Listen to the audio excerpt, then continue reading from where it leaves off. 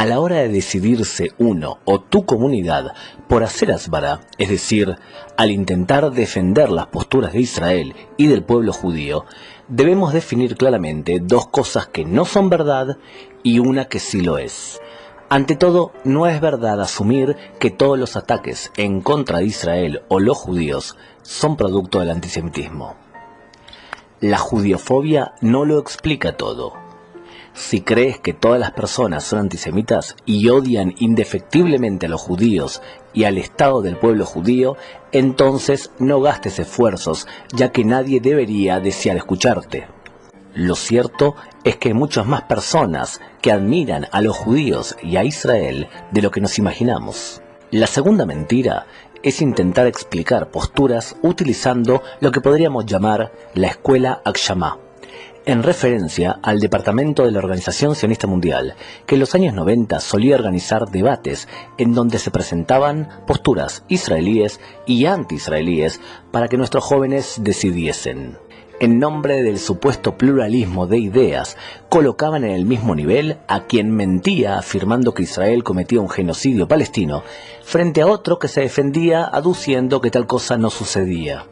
El público no siempre poseía los conocimientos para poder medir la fiabilidad de los argumentos de ambos y, al fin de cuentas, todo quedaba en quién de los dos era mejor orador.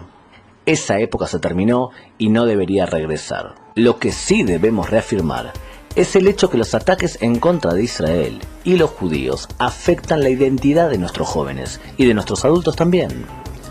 Cuando un dirigente no posee argumentos para defender el caso de Israel, el estudiante y el alumno lo perciben, y es esa falta de contenido la que permite la penetración de tanta información negativa. La Asbará puede provocar que te impongas o seas derrotado en debates, y eso es menos importante. Debemos entender que se trata de una inversión educativa de primer nivel, ya que esos ataques debilitan nuestra identidad como judíos y como sionistas. Asbará entonces es educación, netamente educación, y debe ser asumida como individuos y también como comunidad. Cuando hablamos de hacer Asbará, nos referimos a tres niveles o tres tipos de dicotomías. En primer lugar, vemos una dicotomía entre hacer Asbará interna versus Asbará externa.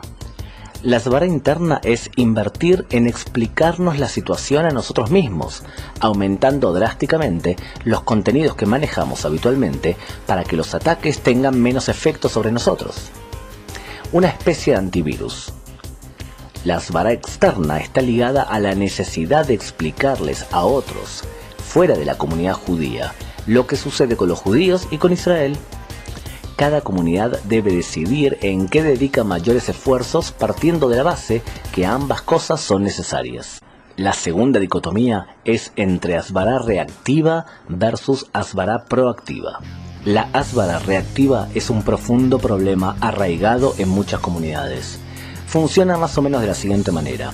Explota una crisis en Israel y tras 10 días de conflicto, las críticas en contra de Israel y los judíos se expanden como reguero de pólvora por los medios de comunicación y las redes sociales. Las comunidades citan a un orador de mayor o menor renombre de acuerdo a las posibilidades y se hace una reunión de emergencia para saber qué está ocurriendo. Es una especie de sesión de catarsis en donde, con suerte, nos vamos todos a casa un poco más tranquilos. La Asbará reactiva nos obliga a acumular conocimiento post facto, provocándonos angustias innecesarias. Es cierto que hacer algo reactivamente es mejor que no hacer nada, al igual también que es cierto que la Asbará proactiva, la que se hace cuando invertimos esfuerzos en días de calma, es más efectiva y también basa nuestras verdades de forma más duradera. La tercera dicotomía es entre los que consideran que la Asbará debe ser esencialista versus los que defienden la Asbará crítica. Asbará esencialista es suponer que se debe defender a Israel incondicionalmente, en especial cuando el judío vive en la diáspora. La Asbará crítica argumenta que podemos públicamente criticar a Israel y eso no dañará la posición de Israel.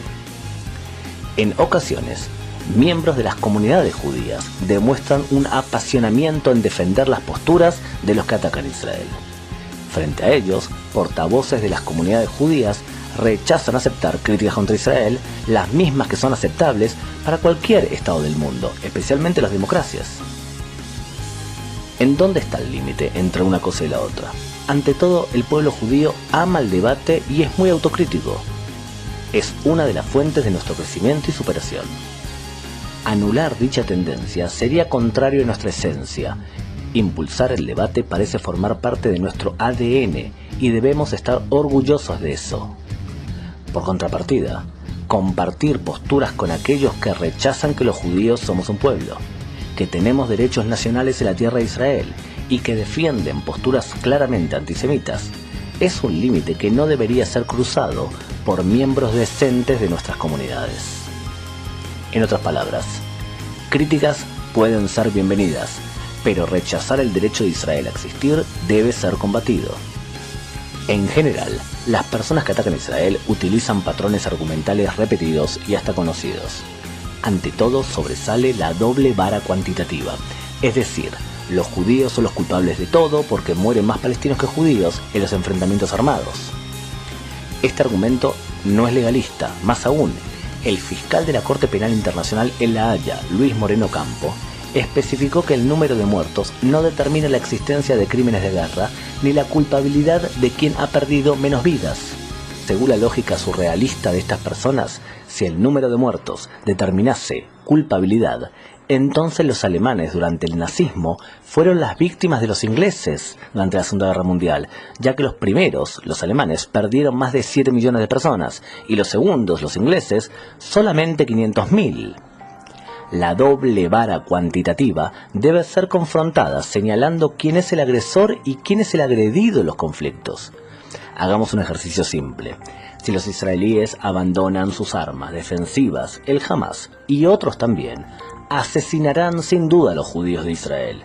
Y si son los palestinos quienes abandonan sus armas, se podría llegar con velocidad a un acuerdo de paz. De esta forma puedes entender claramente quién es el agresor y quién es el agredido.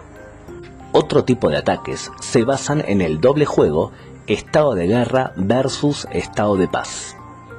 Demasiadas personas asumen que los palestinos están en guerra contra Israel y por lo tanto entienden sus derechos a lanzar misiles contra israelíes, aunque los objetivos sean claramente civiles, transformando la acción en simple y puro terrorismo.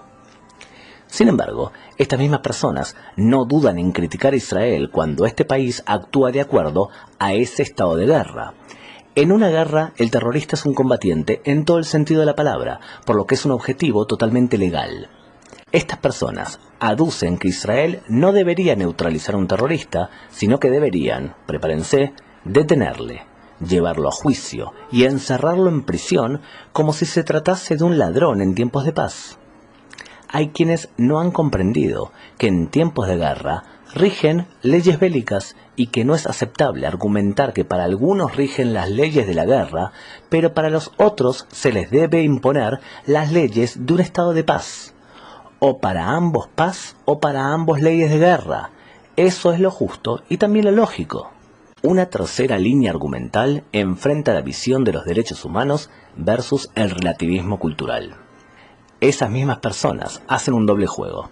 Por un lado, cuando se trata de los palestinos, se autocensuran, afirmando que los palestinos, los árabes o los musulmanes son otra cultura a la cual no podemos criticar ni ofender.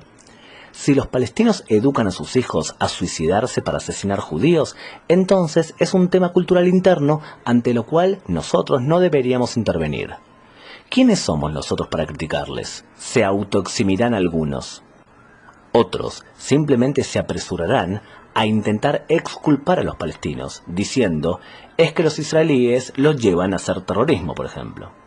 Sin embargo, cuando se trata de Israel, no dudan en destrozarla con sus críticas. Ante Israel claman todos ser defensores de los derechos humanos. Israel debe ser medida, dicen, por su cumplimiento de todas las reglas de los derechos humanos, las mismas que no son cumplidas en sus propios países. Pero, si de Israel se habla, las exigencias pueden llegar a ser extremas sin sopesar las amenazas a las que se enfrenta cotidianamente este país. Como bien dijo el abogado norteamericano Alan Dershowitz. Whenever I speak to audiences about the Middle East, sometimes audiences very hostile to Israel, I issue one challenge. Name a single country in the history of the world faced with threats comparable to those threats faced by Israel that has ever had a better record of human rights, a better record of concern for civilians, a better record of sensitivity toward legal issues and the rule of law. In 100 speeches in which I've issued that challenge, no one has ever come up with the name of a country that has a better record than Israel faced with comparable threats. Asvara interna o asvara externa, asvara proactiva o reactiva, asvara esencialista o crítica, son diferentes variables para encarar el problema. Lo que seguro no podemos hacer es no hacer nada.